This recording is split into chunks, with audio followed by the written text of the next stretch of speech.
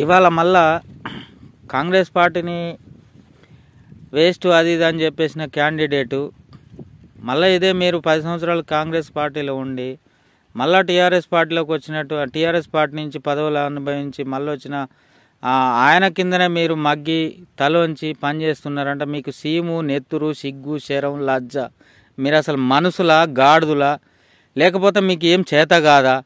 ఒక ఎమ్మెల్యే తెలిసినంత మాత్రాన ఒక క్యాండిడేట్ ఇష్టం వచ్చినట్టు చేయొచ్చా?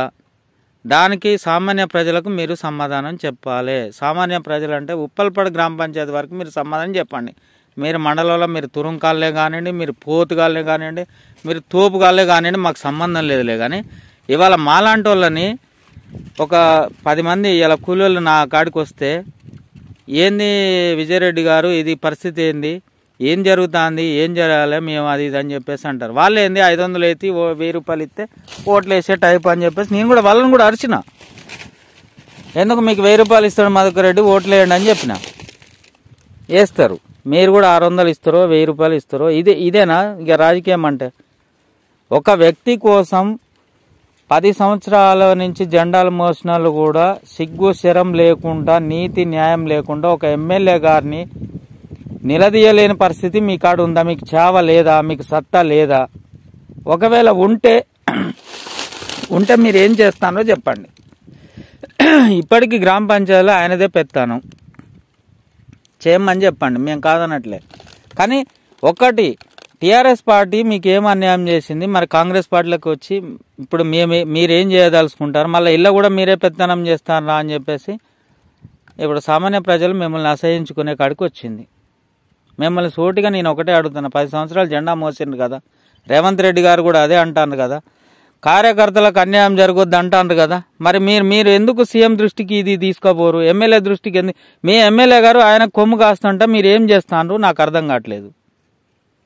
నాకు కాదు, సామాన్య ప్రజలకు అర్థం కావట్లేదు. ఉప్పల్పాడు గ్రామ పంచాయతీ కాదు, బయారం మండల ప్రజలకు అర్థం కావట్లేదు. అంటే ఒకడే పెత్తనం చేయాలనా? గుంట భూమి లేనోడు కూడా చైర్మన్ పదవి అనుభవించాలనా?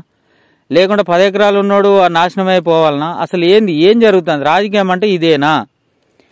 1000 రూపాయలు ఇచ్చి ఓట్లు వేయించుకొని గెలుచుడు రాజకీయమా? నీతి నిజాయితీలకు రాజకీయం చేద్దామా? మీ ఎమ్మెల్యే గారిని మీరు ప్రశ్నించండి, మీ సీఎం గారిని మీరు ప్రశ్నించండి. యాజ్ ఏ టీఆర్ఎస్ కార్యకర్తగా నేను మీకు సూటిగా ప్రశ్నిస్తాను, మీరు సమాధానం చెప్పండి.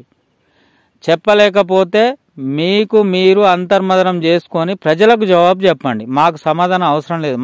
మాకు మీ గురించి ఆలోచించడమే నేను టైం వేస్ట్.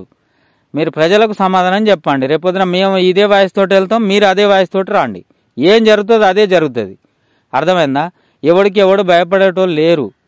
మీరు అనుకుంటారు కదా మేమేం చేసినా నడుతుంది, మేమేమైనా సర్పంచులను గెలిపిస్తాం, ఉప సర్పంచులను గెలిపిస్తాం, వార్డు మెంబర్లను గెలిపిస్తాం, మేము పోయి మళ్ళీ దొరవారి గడిలు ఉంటామంటే అది కరెక్ట్ కాదు.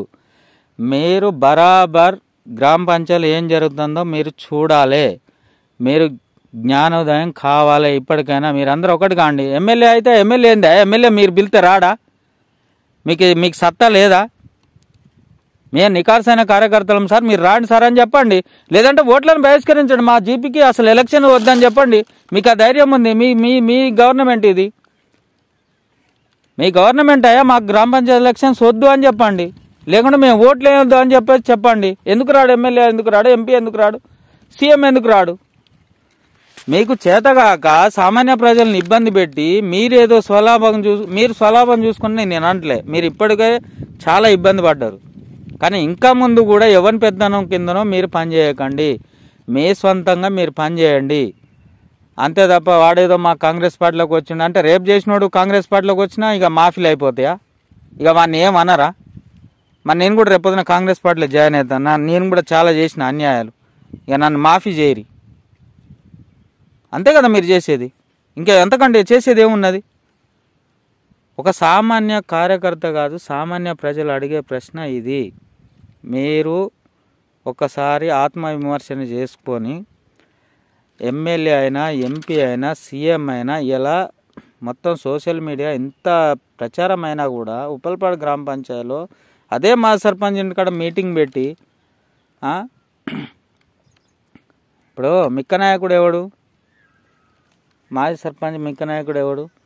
దొరలకు వ్యతిరేకంగా నిలబెట్టినావు. మళ్ళా తర్వాత ఏమైంది? మళ్ళీ దొరల కాడికి వచ్చిండు. ఆయన 2 లక్షలు 3 లక్షలు అయితే మళ్ళీ గెలిచిండు. మళ్ళీ ఎడిపోయిండు, మధుకర్ రెడ్డి కాడికి పోయిండు. మళ్ళీ ఇప్పుడు ఏంది పరిస్థితి? మళ్ళీ మాజీ సర్పంచ్ ఇంటి కాడ మీటింగ్ పెడతాడు. ఏంది అసలు మీరు ఏం చేస్తాను, ఆయన ఏం చేస్తాను, ఏం జరుగుతుంది గ్రామ పంచాయతీ? ఇక వాళ్ళే పొడింగ్లా, వాళ్ళే ఇదా? మీకు అంత ఇది లేదా? మీకు చేత కాదా? చేత కాదంటే చెప్పండి, మేము రేపొద్దున పోయి మధుకర్ రెడ్డి బూట్లు నాకుతాం. గంతే, ఇక మీరు చేసేది కాదే. మేము ఏదో మీకు సపోర్ట్ చేయటం కోసం కాదు. సామాన్య ప్రజలు ఇవాళ మాకు ఒక 10 మంది కూలికి వస్తే ఏం జరుగుతుందన్నా, ఏమవుతుందన్నా, మొదటి నుంచి మీ నాన్న ఈ రకం కష్టపడ్డాడు కదా, మీ పరిస్థితి ఏందని చెప్పేసి అడిగితే మాకు ఆవేదన అయ్యి ఈ వీడియో పెడతాను. మీకు సిగ్గులు శరాలు లజ్జలు ఏమన్నా బుద్ధి జ్ఞానం సిగ్గు శరం ఉంటే ఆలోచన చేయండి.